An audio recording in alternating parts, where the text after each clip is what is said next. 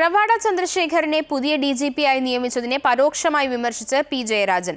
Merit അടിസ്ഥാനത്തിലാണ് സർക്കാർ തീരുമാനമെന്നും സർക്കാർ തീരുമാനത്തിനൊപ്പമാണ് താനെന്നും P. ജയരാജൻ പറഞ്ഞു. മന്ത്രിസഭാ തീരുമാനത്തെ എതിർത്തിട്ടില്ലെന്നും അദ്ദേഹം വ്യക്തമാക്കി. കൂത്തുപറമ്പ് വെടിവെപ്പിൽ റവാഡയ്ക്ക് പങ്കുണ്ടോ എന്ന ചോദ്യത്തിൽ നിന്ന് അദ്ദേഹം ഇന്ന് ഒഴിഞ്ഞുമാറി.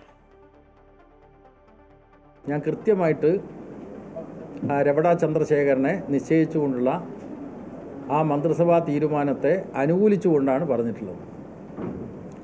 അനുകൂലിച്ചുകൊണ്ട് പറഞ്ഞു എന്ന് ചില മാധ്യമങ്ങൾ കൊടുത്തു. കേന്ദ്ര ഗവൺമെൻറ് അയച്ചു വന്നിട്ടുള്ള 3 പേരുകൾ, ആ 3 പേരുകളിൽ ഒരാളെ മെറിറ്റ് അനുസരിച്ച് ഗവൺമെൻറ് തീരുമാനിച്ചിരിക്കുന്നു. CPM-മായി ബന്ധപ്പെട്ട കാര്യങ്ങളിലോ ഒരു വ്യതിചലനവും എൻ്റെ ഭാഗത്തുണ്ടായിട്ടില്ല. കൃത്യമായിട്ട് നിലപാട് പറഞ്ഞിട്ടുണ്ട്. സർക്കാരിൻ്റെ തീരുമാനത്തെപ്പറ്റി അഭിപ്രായം പറയേണ്ടത് സ്വാഭാവികമായിട്ടും സർക്കാരാണല്ലോ.